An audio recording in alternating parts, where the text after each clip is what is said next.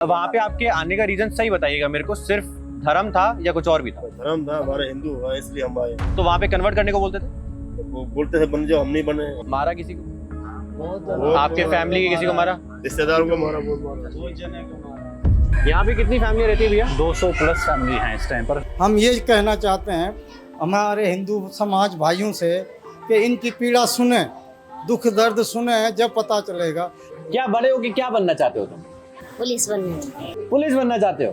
भारत की सेवा करना चाहते हो? मेरे बच्चे धक्के खा रहे हैं वहाँ पे, देखो रोड पे धक्के खा रहे हैं, वो धक्के खा रहे हैं। समझ रहा हूँ भैया। सबकी लड़ी उठ गई है, अब क्या काम हम काम करेंगे? तार के नीचे से आ गए, ऐसे नहीं आए हैं। किसी का बेटा रह गया, किसी का पति रह गया, किसी का गोद का बच्चा रह गया, किसी की पत्नी रह गई, हम ऐसे आए हैं। वो सारे जहान को पता है, किसी की वीजा मिल गई, किसी जिसकी आई वो निकल गया।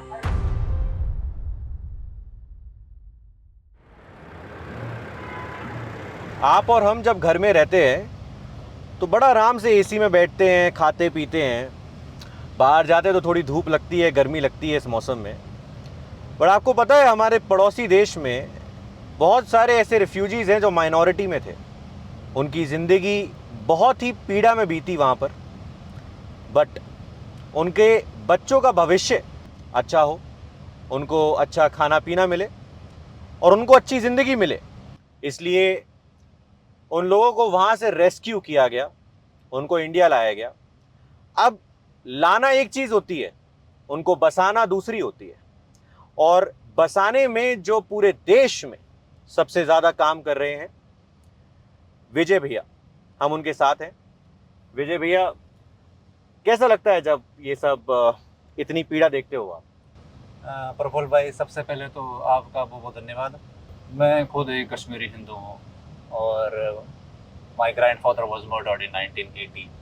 तो ये जो पेन है जो पाकिस्तान के माइनॉरिटीज़, बांग्लादेश के माइनॉरिटीज़, स्पेसिफिकली हिंदू माइनॉरिटीज़ भुगत रही हैं और इतनी सदियों से ये भुगत रहे हैं, तो मुझे लगता है कि हम जो कश्मीर के जो लोग हैं, हमने ये चीज़ दुख झेला हुआ है, तो we have gone through this. और मैं चाहता हूँ कि दोस्तों इस वीडियो को आप पूरा देखें, क्योंकि हम प्रफुल्ल भाई को आज 2 कैंप्स विजिट करवाएंगे और लोगों से मिलवाएंगे, उनकी ज़िंदगी कैसी है। हम चाहते हैं कि ज़्यादा से ज़्यादा लोगों तक ये मैसेज पहुँचे और इस वीडियो के माध्यम से विल गो थ्रू द क्या हम करते हैं, क्या एक्टिविटी ऑन ग्राउंड करते हैं। आई रियली वांट कि सारे लोग इस वीडियो को पूरा ज़रूर देखें। आपकी संस्था का नाम क्या है भैया? संस्था का नाम हिंदू सम्मान फाउंडेशन है। ये एक सेल्फ रिस्पेक्ट ऑर्गेनाइजेशन है हिंदुओं की, और ये चैरिटेबल ऑर्गेनाइजेशन है प्रफुल्ल भाई, कंप्लीटली नॉन पॉलिटिकल है। अच्छा, ये जैसे आपने बोला कि हिंदुओं की, बट मैंने जो वीडियोस देखी उसमें सिख भी थे। हाँ, for us Hindus are all people of Indian origin, क्योंकि सारे हिंदू थे। हिंदू में कोई रिलीजन स्पेसिफिक कोई शास्त्र में नहीं है, हिंदू इज जीव मात्र। और for us Hindus are Sikhs, Jain, Buddhist and all Hindus, caste नहीं मानते हम। यही मैसेज मैं भैया से दिलवाना चाहता था, इसलिए मैंने भैया से एक क्वेश्चन पूछा। हर इंसान जो पीड़ा में है, और हिंदुओं का देश पूरे वर्ल्ड में एक है, हिंदुस्तान, बिल्कुल, इसलिए मैंने एक क्वेश्चन पूछा। सिख भाई बहन हमारे ही हैं, मुझे पता था, बट मैं भैया के मुंह से बताना चाहता था कि कोई भी हो जो परेशानी में है और सनातन धर्म हिंदुस्तान में मानता है, उसे हिंदुस्तान लाया जाए। ये कहानी आप हमारे साथ देखिए, उनकी पीड़ा को दिल से समझिए।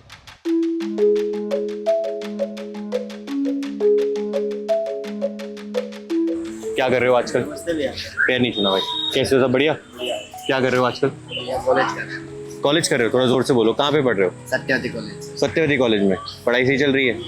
अच्छा, कहाँ से आए हो? यहीं पे रहते हो कि नहीं, पाकिस्तान से आए थे। पाकिस्तान से आए हो? 2001 में आए थे। क्या होता था पाकिस्तान में, क्यों आना पड़ा? इतना मुझे नॉलेज नहीं है, वैसे पापा बता रहे थे कि वहाँ पे हिंदू धर्म है ना, उनकी कोई वैल्यू नहीं है। हिंदू धर्म की वैल्यू नहीं है वहाँ पे? अत्याचार बहुत होता है हिंदू के साथ। यहाँ पर एक परिवार है, 7 बेटियां थी इनकी। आओ अच्छा कोई बात। 7 बेटियां लेकर परिवार आया था। 4 बेटियों की शादी है, 3 बेटियों की? 4 की शादी यहाँ करवाई। बच्ची वाली फैमिली थी, एक बेटा इनका बस। तो अच्छा, साल भर हो गए ना दीदी?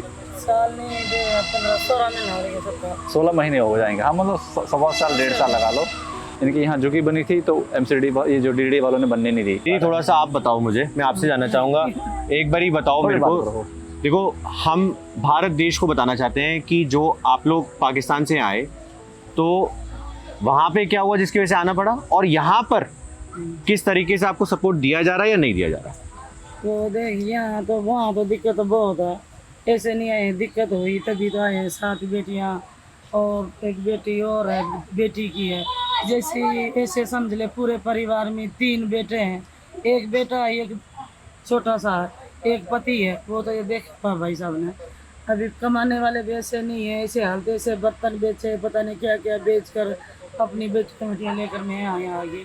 यहाँ ये कि ये भाई साहब ने शास्ती की है हमारी, और तो किसी ने नहीं की है। इसने कुछ दिया, कपड़े बच्चों को दिए, खाना दिया, कुछ ऐसे सोने का बिस्तर ये दिया। ये घर भी मेरा ना बनाया, ऐसे ही पड़ा है। अभी दूसरे घर के भी अंदर बैठी हूँ और कोई नहीं आया, ये मेरी सुनता है बस, और कोई नहीं सुनेगा। ये जब बारिश आती तो कैसे रहते हो? बस ऐसे बैठे रहते हैं, वो भीग जाते हैं, ऐसे बैठे रहते हैं। क्या क्या आपका एक मैसेज है भारत सरकार को, लोगों को, हिंदुओं को, किस तरह से आपकी हेल्प करें? हाँ, हमारी तो हेल्प करोगे जितनी करोगे, मेरे घर की तो सही है, जितनी करो इतनी कम है। जितनी भी हेल्प मेरी करो इतनी करो तो अच्छी तुम्हारे से हो जाएगी, मेरे से भी हो जाएगी। हम बहुत बहुत टूटे हुए भी, गिरे हुए भी हैं, ऐसी हमारी हालत। एक ये भाई साहब घर देखना पड़ता, घर देखना है। आप मुझे एक बात बताओ दीदी, आज ये हालत है, आपको अपना बार था, मेरे को तो फिर भी सही लग रहा। यही मैं पूछना चाह रहा था आपसे, यही मेरा क्वेश्चन था। आप मुझे इस बात का जवाब दो, अगर यही हालत में अगले 20 साल रहना पड़े और अगर कोई बोले पाकिस्तान में जाकर आपको अच्छा पक्का घर मिलेगा रहने के लिए? नहीं, यहाँ हमारे को मौत भी आ जाएगी तो सही है, हम यहाँ ही रहेंगे, वहाँ हम ना कुछ जाना भी नहीं चाहिए। पैसे भी निकाल लेंगे, रोटी एक दिन की नहीं मिलेंगी फिर भी निकाल लेंगे, बाकी पाकिस्तान की बात नहीं बोलो। पाकिस्तान नहीं जाओ? नहीं, देखा है भाई भी, जितने तो देख, मेरा घर नहीं देखा, देख घर में कैसा ऐसे ही बैठी हूँ, दूसरे के घर में बैठी हूँ। बच्चा चप्पल क्यों नहीं पहने हुए हो? हाँ, घर पे है, चप्पल नहीं है। ये यहाँ पे ऐसे कैसे घूम रहे हो? बात करते हो? भाई हूँ आपका, बड़ा भाई हूँ। अच्छा एक बार बोल दो, भारत माता की जय। भारत माता की जय। कुछ बोला नहीं बोला, भारत माता की जय जरूर बोला। नमस्ते। आपसे 2 मिनट बात कर सकते हैं? ये आपकी बेटी है? आप कब आए पाकिस्तान से? 2 साल हो गए। 2 साल हो गए पाकिस्तान से आए हुए। क्या कैसी जिंदगी थी वहाँ पर? वहाँ से यहाँ बेहतर है, सही है। अच्छा, और यहाँ पे आपका 2 साल से रह रहे हो, परेशानियाँ हैं? परेशानियाँ दिक्कत ये बस घर नहीं है, ऐसे छत नहीं है ऊपर, ऐसे किसी के घर में रह रहे हैं। पैसे कैसे कमाते हैं आपके घर में? पैसे तो पापा जाता है ड्यूटी में, अभी वो भी लगा 1 महीना हो रहा है। ऐसे घर में बैठे थे 2 साल से। नमस्ते दीदी, कैसे हो आप? कितना कमा लेती होती तो छोटी सी दुकान से? 300-400 ऐसे हो जाता है, फिर गुजर कर रहे हैं बच्चों के लिए। 300-400। और कैसे 300-400 में घर कैसे चलता है? बस चला लेते हैं, कभी तो भिंडी बना लेते हैं, कभी तो काली चाय बना लेते हैं, ऐसे करके। काली चाय, बिना दूध की चाय? दूध नहीं मिलता तो काली बना लेते हैं, जब दूध मिल जाता है दूध की बना लेते हैं, ऐसे कर रहे हैं गुजारा। दीदी वहाँ से कब आए आप? मेरे को 11 साल हो गया। 11 साल से यहीं रह रहे हो? हाँ, यहीं पर रह रहे हैं। और आपके घर में कौन कौन है? मेरे घर में तो 4 बच्चे हैं, 2 हम हैं, ऐसे सास ससुर देवर ऐसे सब भाई हैं। और पूरे घर में आपके जो जैसे हस्बैंड है, जो भी लोग हैं, वो क्या काम करते हैं? वो मोबाइल कवर का कर रहे हैं, मोबाइल कवर का। क्या कर रहे हैं? मोबाइल कवर का काम करते हैं। मोबाइल कवर का काम कर रहे हैं, मतलब दुकान खोली हुई छोटी सी? हाँ, ऐसे नहीं दुकान खोल के जैसे ये पक्की दुकान ऐसे नहीं है, रेडी पटड़ी वाले जो काम करते हैं ऐसे कर रहे हैं। वो भी एमसीडी आती है तो दौड़ दौड़ के घरों में घुस जाते हैं, कभी तो ठेलियाँ भी उठा के फेंक देते हैं, ऐसे कर रहे हैं। जो मैं आपको कह रहा था कि आपको समझ आ रहा होगा कि जिस तरह से आपके आसपास दुकानें होती हैं, रेडी की दुकानें होती हैं, जिनको हटा दिया जाता है। ठीक है, रूल और रेगुलेशन अपनी जगह है। जब आप इन लोगों से कुछ सामान खरीदते हैं तो मेरी आपसे रिक्वेस्ट है, बार्गेनिंग ना करें। जो सामान है जिस पैसे में वैसे खरीदे, जैसे कि आप नाइकी के शोरूम में जाके खरीदते हैं, विदेशी सामान को खरीदते हैं हिंदुस्तान में, उसी तरह से इन लोगों से बार्गेनिंग ना करें। अगर ये 200 रुपये का कवर दे रहे हैं तो भाई हम छोटे बड़े नहीं हो जाएंगे उस 200 रुपये में। दें और खरीदें, क्योंकि 200 रुपये में शायद से चाय में दूध डल पाएगा यहाँ। यहाँ पे कितनी फैमिली रहती है भैया? 200 प्लस फैमिली हैं इस टाइम पर। कुछ लोग 11 साल पहले आए, कुछ लोग हाँ, कुछ बहुत सारे उनकी नागरिकता हुई है, लेकिन बहुत सारे नए हैं। इस कैंप में अभी तोड़ने का नोटिस आया हुआ है, वो बहुत रिस्की चीज़ है ये। तो आप आए हमारे कैंप में, इसके लिए आप नहीं, मैं सिर्फ एक बार नहीं आया हूँ, मैं आता रहूँगा जब तक जो यहाँ पे कमियाँ हैं उनको फुलफिल पूरा नहीं कर दिया जाएगा, तब तक मैं आता रहूँगा। मैं सिर्फ एक बार वीडियो बनाने नहीं आया हूँ। ये जो परिवार आए हैं पाकिस्तान में, तो सबको पता है पाकिस्तान, बांग्लादेश, अफगानिस्तान में क्या हिंदुओं के साथ है, मगर ये आए हैं एक सहारा प्रभु के अपनी इज्जत बचाने के लिए। यहाँ भी पीड़ा इनकी अभी तक ख़त्म नहीं हुई है, बड़ा संघर्ष कर रहे हैं, फिर भी इनकी कोई पूर्ति, पेट की भी पूर्ति नहीं हो पा रही है। इतना भाग रहे हैं, बाहर जा रहे हैं तो एमसीडी पुलिस वगैरह है, अंदर आ रहे हैं तो मच्छर मलेरिया है, कहीं भागने का रास्ता नहीं मिल रहा है इन परिवारों को। छोटे छोटे बच्चे हैं। हम ये कहना चाहते हैं हमारे हिंदू समाज भाइयों से कि इनकी पीड़ा सुने, दुख दर्द सुने, जब पता चलेगा। हम सुनेंगे नहीं तो कोई पता नहीं चल पाएगा क्या। ये तो विजय भैया का धन्यवाद है, इन्होंने इन परिवारों की सुध ली और भाइयों तक देश विदेश में इनका संदेशा भेजा इन परिवारों का। हम इनके धन्यवाद करते हैं। ये नहीं रहते तो आप ही हमारे पास मुश्किल थे। नहीं नहीं, बिल्कुल भैया, विजय भैया का शुक्रिया है, निखिल भैया का शुक्रिया है, आप लोगों का शुक्रिया है। मैं पूरी कोशिश करूँगा, जितने लोग हमें अभी सुन रहे हैं, आपने भैया का मैसेज सुना, मैं यहाँ पे पीड़ा आंखों से देख पा रहा हूँ। और ये एक डॉक्यूमेंट्री नहीं है, ये एक वीडियो नहीं है, ये मैसेज है हिंदुओं का जो अपने सब सम्मान के लिए इन झोपड़ियों में रहने के लिए रेडी है, बट पाकिस्तान जाने के लिए रेडी नहीं है। तो क्या भारत इनकी बात सुनने के लिए रेडी है? क्या भारतीय इनकी बात सुनने के लिए रेडी है? क्या हिंदुस्तानी हिंदू इनकी बात सुनने के लिए रेडी है? अगर रेडी है तो अगर आप मुझे थोड़ा भी प्यार करते तो इन लोगों को सपोर्ट करें। जो दिल्ली में इतने लोग हैं वो मिले, जिस तरह से सपोर्ट कर सके उस तरह से सपोर्ट करें। पढ़ाई से लेकर जितना हम कर पा रहे हैं हम करें, जो आप कर सकते हैं प्लीज़ करिए। बिल्कुल, मैं ये कहना चाहूँगा। ये देना बच्चा बाटी, कैसे हो? हाँ, ये एक एक करके पकड़ो और इस पे जवाब देना। मुझे बताओ, कब से हो यहाँ पर, कब से हो भारत में? 11 साल से। 11 साल से? तो बड़े छोटे से हो गए तुम आए होगे। हाँ हाँ। और अभी कैसी चल रही है ज़िंदगी?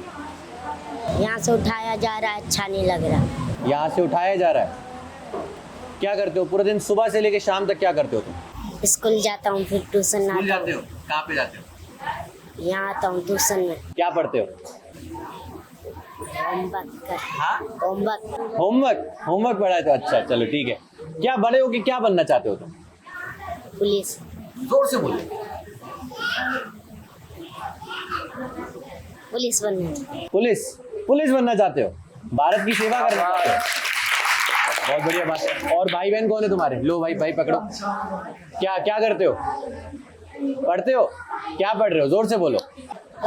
शर्माना नहीं है, किसी से नहीं शर्माना है, अपने मन की बात बतानी है। पढ़ रहे हो? अच्छा, कितने साल के हो? 12 साल। 12 साल के हो। क्या बनना चाहते हो बड़े होकर?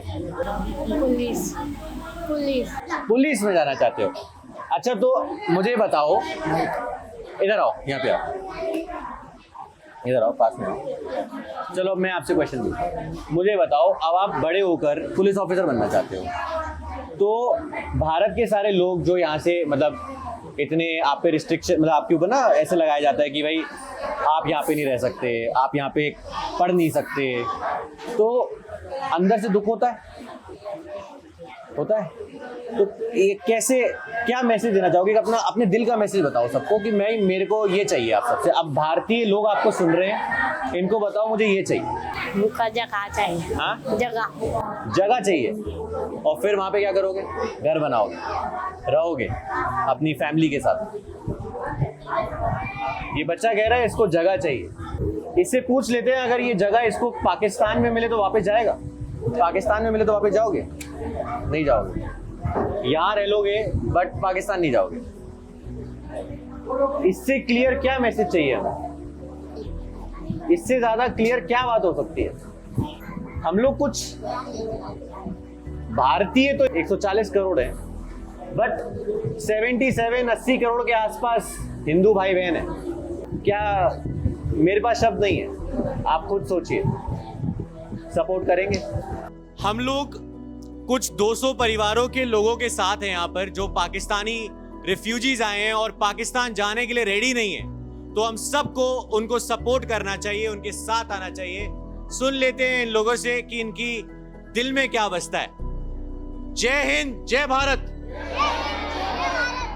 भारत माता की, भारत माता की, भारत माता की। जैसे भी रहोगे, हिंदुस्तान में रहोगे या फिर पाकिस्तान जाने के लिए रेडी हो? पाकिस्तान जाओगे? ये पाकिस्तान जाने के लिए रेडी नहीं है, तो क्या आप इन्हें हिंदुस्तान में अपने दिल में रखने के लिए रेडी है? रेडी बनिए। पाकिस्तान में माइनॉरिटीज बहुत ज्यादा पीड़ा में थी। उसके बाद जब ये लोग हिंदुस्तान आए, 2013 में सबसे पहली बार आए, फिर धीरे धीरे करके जो लोग बहुत पीड़ा में थे उन लोगों को लाया गया। ये लोग वहां पे खाली झोपड़ियों में रहने वाले लोग नहीं थे, वहां के अमीर लोगों ने भी अपने आप को कन्वर्ट करने से बेटर ये समझा कि हम हिंदुस्तान जाएंगे और अपने हिंदू धर्म का पालन करेंगे। बट यहाँ पे जिस कंडीशन में, जिन हालातों में ये लोग रह रहे हैं, वो सही नहीं है। मैंने खुद देखा, आप लोग भी देख चुके होंगे अभी तक और आगे भी देखेंगे। मैं आपको ये कहना चाहता हूं कि हाईकोर्ट का एक ऑर्डर आया। क्या ऑर्डर था? ऑर्डर ये था कि जो पाकिस्तान से हिंदू शरणार्थी परिवार है मजनू का टीला, इनको यहाँ से हटाया जाए। क्यों हटाया जाए? बाढ़ क्षेत्र है, ये डूब क्षेत्र है, इस कारण से हटाया जाए। तो हम ये सरकार हाई कोर्ट से भी एक प्रार्थना करते हैं कि इनको हटा के कहाँ रखा जाएगा, ये कहाँ जाएंगे? ये यूपी से तो नहीं आए, ये राजस्थान से तो नहीं आए, ये पाकिस्तान से आए हैं पासपोर्ट पे। तो जब से आए हैं, जब से यहीं बैठे हैं, LTV वीज़ा भी यहीं बढ़ रही है, आधार कार्ड भी यहीं का, सब कुछ एड्रेस यहीं का बना है। अब हाई कोर्ट ने आदेश दिए हैं कि इनको हटाया जाए। ये इन्होंने अखबार में अपनी हेड रेटिंग दी है। ये जमुना बाढ़ क्षेत्र से हिंदू शरणार्थियों को हटाना होगा, हाई कोर्ट का ऑर्डर है। तो इसमें ये दे रखा है, ये बच्चे पढ़ाई भी इनकी यहाँ चल रही है और इनका जो रोज़गार है, खैर रोज़गार तो नहीं कर पा रहे हैं, जो रेहड़ी पटड़ी है वहाँ से हटाई गई है, ये सारे बेरोज़गार बैठे हैं, किसको कहेंगे? अच्छा, यहाँ के जो मुख्यमंत्री रेखा जी हैं, उनसे भी हमने प्रार्थना की है कि हम ये परिवार बेसहारा है, पाकिस्तान के मारे हुए हैं, वहाँ तो गोली से मार देते थे, तो तड़फना नहीं पड़ता, यहाँ तड़फ तड़फ के जीना पड़ रहा है। क्या करें, किसे कहें, अपना दुख दर्द किसे कहें? ये परिवार यहाँ से 12 सालों से यहाँ बैठे हैं, 12 सालों से बैठे हैं और जगह तो नहीं है, यहाँ से जा भी नहीं सकते, कहाँ जाएं? सरकार ऐसा कोई योजना बनाए। ये सब परिवार किसान हैं, खेती बाड़ी वाले हैं, ये अपनी ज़मीनें वहाँ मुसलमानों ने हड़प ली, यहाँ आके इनको रहने की भी जगह नहीं, दर बदर की ठोकरें खा रहे हैं, किसी प्रकार की कोई योजना सरकारी मिल ही नहीं रही है। जब वहाँ पे आपकी ज़मीनें हड़पी गई, जो भी था, तब भी आप लोगों ने वहाँ पे कन्वर्ट होना नहीं प्रेफर किया, आप लोगों ने आना प्रेफर किया। देखो, हमने पाकिस्तान छोड़ा परंतु हिंदू धर्म सनातन नहीं छोड़ा। हम अपना धर्म बचा के आए, हमें वहाँ किसी चीज़ की कोई ज़रूरत नहीं है। हम अपना धर्म बचाने आए, उन्होंने बहुत किया, कई लोगों को मार दिया जिनका कोई अंत नहीं है। फिर भी जो बचे खुचे, हम वीज़ा पासपोर्ट पे आए, हरिद्वार का वीज़ा मिला, अर्थियाँ लेके आए, अब यहाँ रह गए अपना धर्म बचाने के लिए। एक ने कह दिया मीडिया ने कि भाई आप कैसे आए? हमने कहा पाकिस्तान छोड़ा परंतु सनातन हिंदू धर्म नहीं छोड़ा। इन परिवारों ने अपना धर्म बचा के भारत में आए हैं। आप लोगों को ये मैसेज मिला होगा कि हिंदू धर्म, सनातन धर्म को ऊपर रखा और कन्वर्जन प्रेफर नहीं किया। The message is very clear. I want to make it clear to everyone who is listening to me from across the country who do not understand Hindi that these people preferred to follow their religion and not convert into any other religion because they believe in self-respect, they are farmers and they want to live in India. ये रहना चाहते हैं हिंदुस्तान में। LTV का full form होता है long term visa. इन लोगों को जगह दी जाए। अगर आपको लगता है कि ये बाढ़ क्षेत्र है, अगर ये बाढ़ क्षेत्र है तो पास में और भी बहुत जगहें हैं जो बाढ़ क्षेत्र बन सकती हैं। अगर आप इन्हें हटाने की बात करते हैं तो हटाने को बदलकर रिहैबिलिटेट करने की कोशिश करें। जय श्री राम। हम जय श्री राम बोलेंगे, हम जय श्री खाटू श्याम बोलेंगे, हम जय श्री कृष्ण बोलेंगे, हम राधा रानी की जय बोलेंगे, बट हम और ये सारे उससे पहले जय हिंद जय भारत कहते हैं। जय हिंद जय भारत। जय हिंद जय भारत।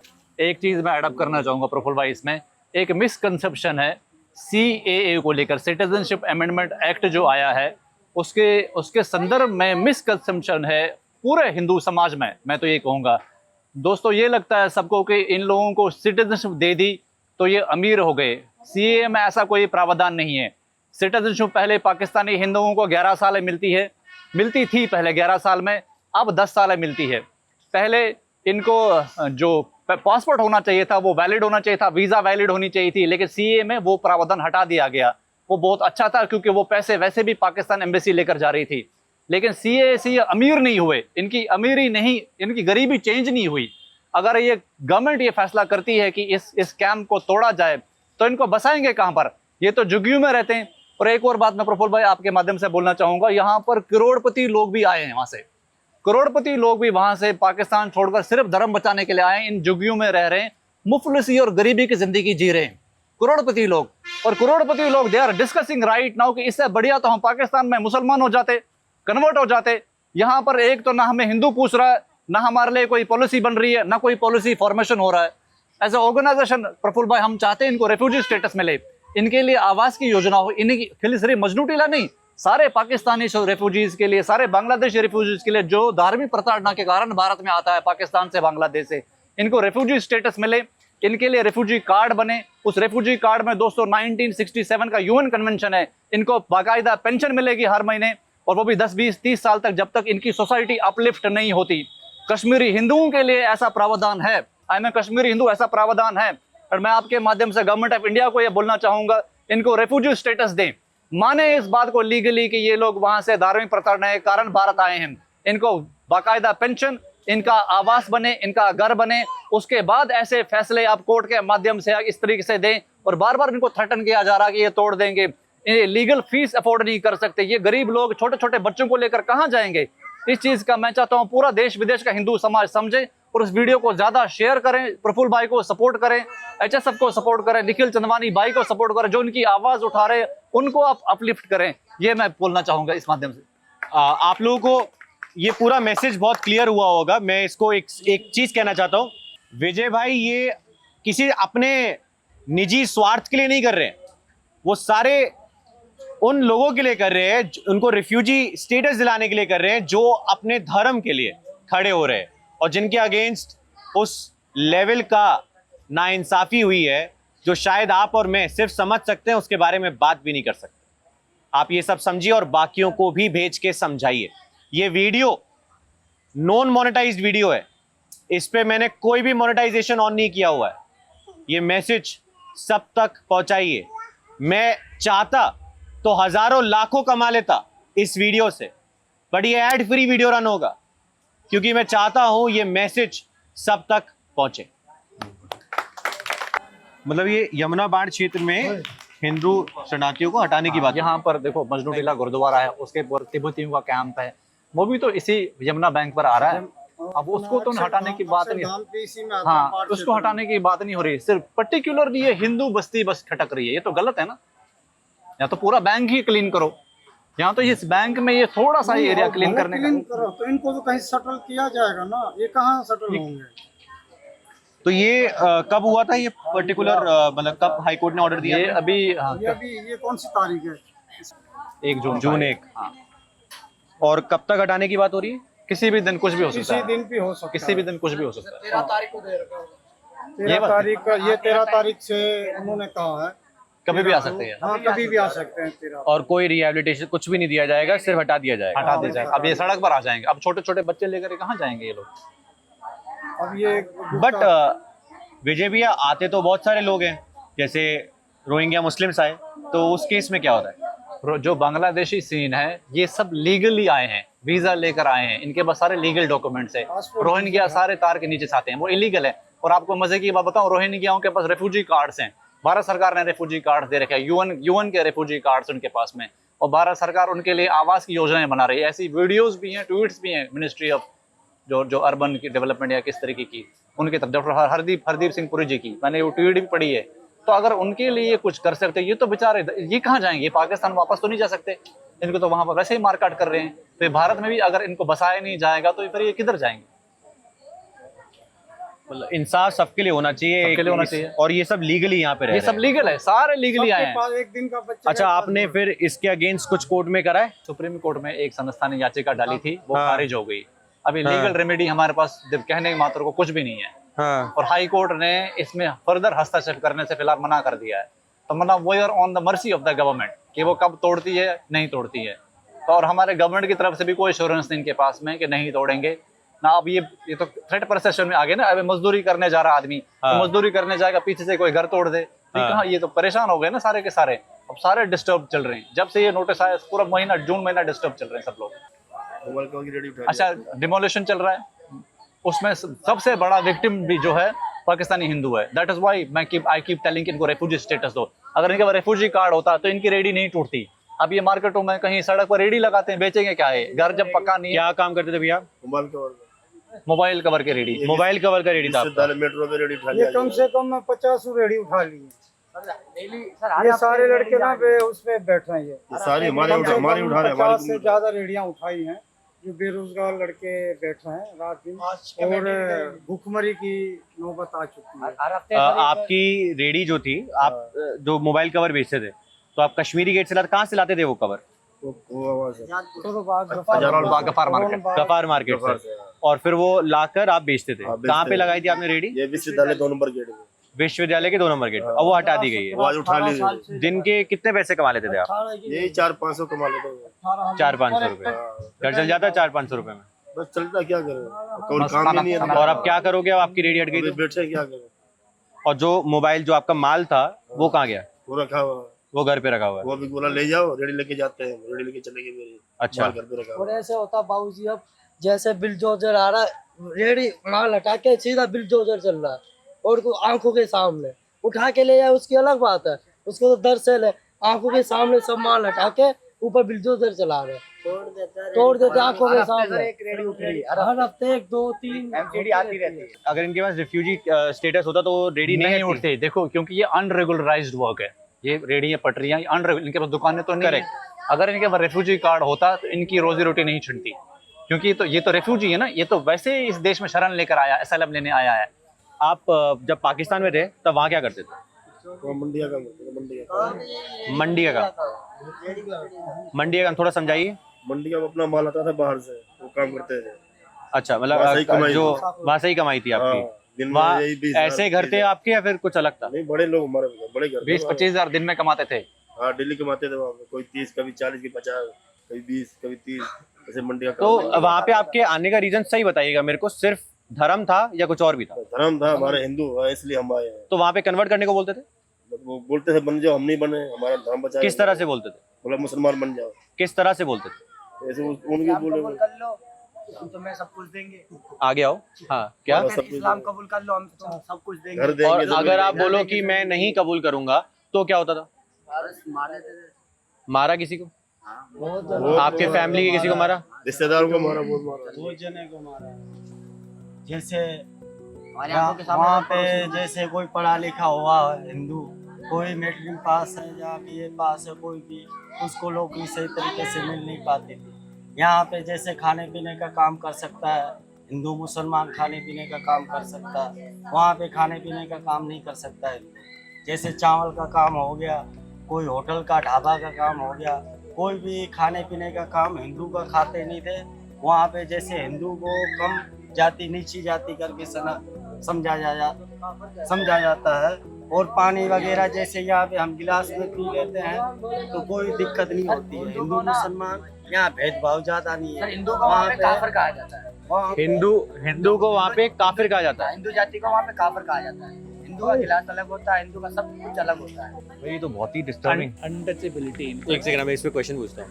ये जो आप मुझे बातें बता रहे हो, ये नियरली साउंड कर रही हैं कि ये अनटचेबिलिटी हो गया, कि मतलब छुआछूत नहीं हो सकता, आपको टच भी नहीं कर सकते, ऐसा होता है? हाँ ऐसा ही होता है सर। जैसे हम कोई जैसे हिंदू हैं, हमने उनका गिलास टच कर दिया, वो गिलास त्याग देंगे, उसे फेंक देंगे। पिछड़ी जाति समझा जाता है। हाँ, कमजोर करके समझा जाता है। कोई लड़ाई होगी या झगड़ा हो गया तो हिंदू को मारेंगे, वो सारे जने मिल के मारेंगे। कुछ भी हो गया, फैसला जाएगा तो उनके पास जाएगा, कुछ भी होगा उनके पास जाएगा। सर वहाँ पे हिंदू की एकता है नहीं, हिंदू का वहाँ कोई पे हिंदू वैल्यू एकता नहीं होता। अगर हिंदू वहाँ पे हिंदू एकजुट हो जाए ना तो सर वहाँ पे भी हिंदू राज कर सकता है। वहाँ पर आपने बोला हिंदू एकता नहीं है, तो क्या वहाँ पे ऐसे हिंदू भी हैं जो आपके अगेंस्ट हो जाते हैं? क्या थोड़ा समझाओगे? सर ऐसे होता है जैसे कोई हिंदू है, एक हिंदू दूसरे हिंदू को सपोर्ट नहीं करता वहाँ पे। अगर वो हिंदू दूसरे को सपोर्ट करता है तो रात को सर उसे मार दिया जाता है। वहाँ पे ऐसे डरते हैं सर, आपस में डरते हैं। दीदी, हम लोगों ने ना अभी भैया लोगों से बात करी, हम आपसे जानना चाहते हैं बहन कि वहाँ पे पाकिस्तान में क्या ऐसा था कि आप अपना सब कुछ छोड़कर हिंदुस्तान में झोपड़ियों में रहने के लिए रेडी हो इतने सालों से? पाकिस्तान में जुल्म था, अत्याचार था बहू बेटियों पे, और ज़्यादा से ज़्यादा हम खेती बाड़ी करते, इसका कोई हिसाब नहीं मुसलमान देते थे। क्या कहते आप क्या करोगे, हिंदू हो लेके क्या करोगे? ज़्यादा भी हमारी लड़कियाँ अनपढ़ है, पढ़ नहीं सकती क्योंकि वहाँ मुसलमान है। ज़्यादा भी हमारे औरतों पे जुल्म ज़्यादा था। मगर हम देखा जाए भैया, वहाँ का जुल्म, मेरी उम्र 40 साल हो गई है, 20 साल वहाँ गुजार लिए, 25 साल 10 साल यहाँ हो गए। इन दुखों की पीड़ा में गुजर चुके हैं। वहाँ से भी यहाँ ज़्यादा पीड़ा मिली हमें, किस चीज़ की? बार बार तोड़ा जा रहा है, कुछ उजाड़ा जा रहा है, ये करना चाह रहे हैं, और यहाँ पे ये हो रहे हैं, कमाई नहीं है हमारे, किसी ने भी हमारे पे ध्यान नहीं दिया है। क्यों कि हम वहाँ जाते हैं तो बोलता हम हिंदू हो, यहाँ आते तो बोला आप पाकिस्तानी हो। हमें यही इंतज़ाम देने के लिए दोनों मुल्क ने खड़ा कर रखा है। क्या हम इसलिए जी रहे हैं? एक तरफ हम देखते हैं हम अनपढ़ हैं। हम पाकिस्तानी तो नहीं है, हम भी तो हिंदुस्तानी है। हमारे दादा परदादा पाकिस्तान कहाँ से आ गया? पाकिस्तान भी तो हिंदुस्तान का टुकड़ा है रे भाई, सबको वो तो पता है। या पाकिस्तान अलग से वो तो उगा के नहीं लिया है, तो हमारे दादा परदादा चले गए वहाँ, हमारी इज्जत नहीं है हिंदू की, तो हम किस लिए आए? हम सब कुछ छोड़ के, अपना घर बार कोई नहीं छोड़ता, अब दिक्कत में होता है वो ही छोड़ता है। दीदी, आप ये समझाओ कि जब आप पाकिस्तान में थे, जैसे आप खेती कर रहे हो, तो आपने मानो आलू उगाया, अब आलू 50 रुपए किलो गया, आगे मान लेते एक नंबर मान लेते, तो अब उसमें क्या है, हिंदू मुस्लिम का आलू अलग माना जाता था क्योंकि खाया तो सेम तरीके से जाता, तो उसमें क्या होता था? तो वो तो दलालों को पता चल जाता था ये हिंदू की गाड़ी है, ये सारी उम्र से आ रही है, ये पाकिस्तान की है। वो तो इसी हिसाब, तो वो हिसाब हमें थोड़ी ना देगा, उसका 50 जाएगा तो हमारा 5 रुपया किलो लेंगे। इस हिसाब से हमें वहाँ बहुत घाटा पड़ने लगा, तभी आए हैं। दूसरी बात मैं ये बताना चाहती हूँ भैया, मेरे बहन भाइयों को जो पाकिस्तान में से हम हिंदुस्तान में आएंगे, हमारी इतनी सुनो, हमारे बच्चे यहाँ अनपढ़ नहीं होना चाहिए। 2013 में आई हूँ, मेरी लड़की 12 साल 13 साल की है, वो 11 क्लास में है। इतनी दिक्कत से उसको सरकारी में पढ़ाई है। आपकी वहाँ का दुख तो सबको। दीदी का मैसेज है कि वहाँ तो दुख पा लिया, यहाँ तो थोड़ा सुख दे दो। थोड़ा सुख दो, थोड़ा सा हमारे दे दो, हम वो भी नहीं मिला हमारे को। मेरे बच्चे धक्के खा रहे हैं वहाँ पे, देखो रोड में धक्के खा रहे हैं, वो धक्के खा रहे हैं। समझ रहा हूँ भैया, सबकी लड़ी उठ गई है, अब क्या काम हम काम करेंगे? जो आपकी जमीनें थी, हाँ, उसको बेच कर आए या छोड़ कर आए? छोड़ के आए, कोई बेच के नहीं आए, छोड़ के। हिंदुस्तान के दूसरी बात बता दूं, ये सब जो आए ना, ये ट्रेलर है, पूरी फिल्म वहाँ पड़ी है हिंदुओं की, हमारे अपने में पूरी फिल्म। ऐसे नहीं आए हैं साथ ही साथ कार के नीचे से आ गए, ऐसे नहीं आए हैं। किसी का बेटा रह गया, किसी का पति रह गया, किसी का गोद का बच्चा रह गया, किसी की पत्नी रह गई, हम ऐसे आए हैं। वो सारे जहान को पता है, किसी की वीजा मिल गई, किसी जिसकी आई वो निकल गया। हाथ जोड़ के विनती ये यहाँ की सरकार से करती, यहाँ के भाई बहनों से करती है। जो हमारे यहाँ दिक्कत में जो गुजारा हो रहा ना, वो भगवान को पता है और हमें पता है। अभी तोड़ने के लिए बता रहे, हम तो मर जाएंगे, हम कहाँ के रहेंगे। मेरे को लगता है मुझे कुछ बोलने की जरूरत नहीं है, आपको मैसेज बहुत क्लियरली मिल गया है। भारत सरकार से मेरी ये गुजारिश है कि इन सबके घर ना तोड़े जाएं, और अगर मैं इनको घर कह भी नहीं सकता, अगर इन्हें तोड़ा जा रहा है तो इनको पक्के घर दिलाए जाएं। ये नहीं चलेगा, मेरे पास वर्ड्स नहीं है, आप सब समझ रहे हैं। आप कमेंट सेक्शन में बताइए, शेयर करके बताइए कि इसका क्या इल्जाम होना चाहिए, क्या सल्यूशन होना चाहिए, because this will not work this way. Thank you.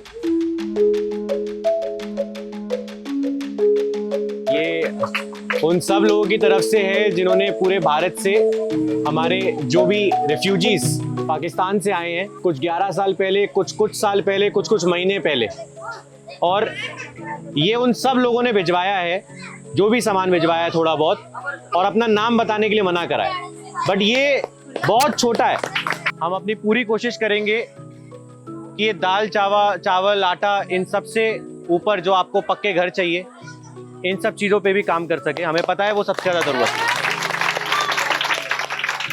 ठीक है, आप लोगों ने ये हम इसलिए कर रहे हैं क्योंकि आपके पास पाकिस्तान में बहुत कुछ था, बट आपने इज्जत को बड़ा रखा, अपने धर्म को बड़ा रखा, आप भारत आए। हमें पता है कुछ कमियां हैं यहाँ पर भी जिससे आप दुखी हैं, बट उस पर मैं आश्वासन दिला सकता हूँ कि उस पर काम होगा। ठीक है, ये मेरा आपसे प्रॉमिस है, जितना मुझसे हो पाएगा वो मैं पूरी तरह से उत्तर प्रदेश से, राजस्थान से और पूरे भारत से कराने की पूरी कोशिश करूँ।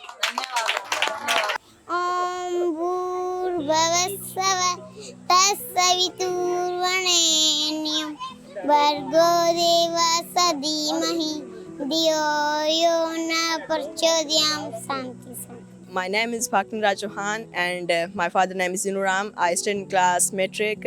I'm from Pakistan. I came in Delhi and I'm from Pakistan. I want to achieve in my life. I want to become LLB officer and then I want to become IAS officer. So thank you so much. ये जिंदगी कैसी है, मतलब ये कैसे जी रहे लोग ये लाइफ? ये प्रफुल्ल भाई, ये लाइफ बहुत इम्प्रोवाइज्ड हो चुकी है। अगर आप 2 साल पहले आते ना, तो यहाँ पर ये बिल्कुल ये बैम्बू होम्स वगैरह कुछ नहीं थे। यहाँ ऐसे वो जो तरपाल टाइप और चुन्नियाँ लगी हुई, हाँ, साड़ियाँ लगी हुई, वैसी झुग्गियाँ थी। हाँ। आपने भी देखो कितना नोटिस करा खुद से, कहाँ से 2 कैंप्स में हम जा रहे हैं ना, अभी तो 2 कैंप देखे, 6 कैंप है दिल्ली में, और बाकी जगहों पर बाकी जगह में भी यही हाल है। बिल्कुल, एक कैंप तो ऐसा है कि पूरा कूड़े का कूड़ा। आप मतलब वहाँ पर जाओगे ना, आप यूल से कि यार कहाँ पे ले आए मेरे को, पूरा कूड़ा, मतलब पॉट पड़ा हुआ, टूटा हुआ, ऐसे कमोड़ पड़े हुए, गंदगी, मतलब एक्सट्रीम गंदगी। बारिश होती है तो बदबू ही बदबू करता हो, वहाँ पर आप 1 सेकंड नहीं रह सकते। तो ये कंडीशन है यहाँ पर। This is Delhi, national capital है ये। सोचो जो रिमोट एरिया में क्या हाल होगा। हिंदू सम्मान फाउंडेशन, विजय भैया, ये लोग वो कर रहे हैं जो कोई और नहीं कर पाया, और मेरे यही कहना होगा कि आप सबको भी इनकी हेल्प करनी चाहिए जिस भी तरह से हो पाए। हम इस वीडियो के नीचे लिंक्स लगाएंगे, आप रीच आउट करें, हेल्प करें। मेरे को एक बहुत अच्छी चीज़ लगी विजय भैया के बारे में कि जितनी बार मेरी इनसे बात हुई, इन्होंने बोला मुझे पैसा नहीं चाहिए, हो जाता है अरेंज, जो थोड़ा बहुत आएगा ठीक है हम ले लेंगे। सम्मान चाहिए, ज़मीन चाहिए, और पक्के घर चाहिए, और पढ़ाई चाहिए, क्योंकि हमें इन लोगों को टेम्परेरी सोल्यूशन नहीं देना है, हमें इन्हें परमानेंट सोल्यूशन देना है। आप सबको मैं यही बोलना चाहूँगा कि विजय भैया के साथ मैं 1 घंटा 2 घंटा बैठूंगा। और एक और बात कहना चाहूँगा, बहुत बार ऐसा होता है कि आपके पास सामने कोई रिकॉग्नाइजेबल फेस होता है, जान पहचान वाला फेस होता है, तो आप बहुत सुनते हैं। आप जानते हैं क्या, जिस आर्मी पर्सनल ने या डिफेंस के पर्सनल ने ऑपरेशन सिंदूर के टाइम पे अपनी छाती पे गोली खाई या दूसरी की छाती पे गोली मारी, उसकी शक्ल कैसी दिखती थी? नहीं, असली हीरो वही है, असली हीरो यही है। तो इनका जब मैं पॉडकास्ट लाऊं, क्योंकि मेरा यही सोचना है मिशन इंडिया यूनिवर्सिटी के अंदर कि हम उन लोगों को बुलाएं जिनको कोई और नहीं सुन रहा है, क्योंकि इसी तरह से दूसरों को इंस्पायर किया जाएगा कि आप भी करिए। जय हिंद, जय भारत। ये कहानी बहुत लंबी है, आपने यहाँ तक देखी उसके लिए धन्यवाद। इसको सपोर्ट करें हर तरीके से। हम लोग निखिल भाई को और विजय भाई को अलग से 2 पॉडकास्ट के लिए भी बुलाएंगे, जहाँ पे रूम में बैठ के उनसे बात करेंगे, जैसे पूरी चीज़ों को ढंग से समझा जा सके। यहाँ पर आके मुझे एक चीज़ समझ में आई कि मैं बहुत लकी हूँ कि भगवान ने, खाटू श्याम जी ने, श्री राम जी ने बहुत कुछ दिया है मुझे ज़िंदगी में। आपके इसके बाद शायद किसी चीज़ की शिकायत नहीं होगी मुझे, क्योंकि शिकायत क्या होती है और किसको होती है वो आज मैंने देखा, और शायद आप सबने देखा। मैं बस यही कहना चाहता हूँ, इन लोगों को सपोर्ट करें हर तरीके से, क्योंकि कुछ राशन बांट के या और भी चीज़ें देकर पूर्ति नहीं होगी।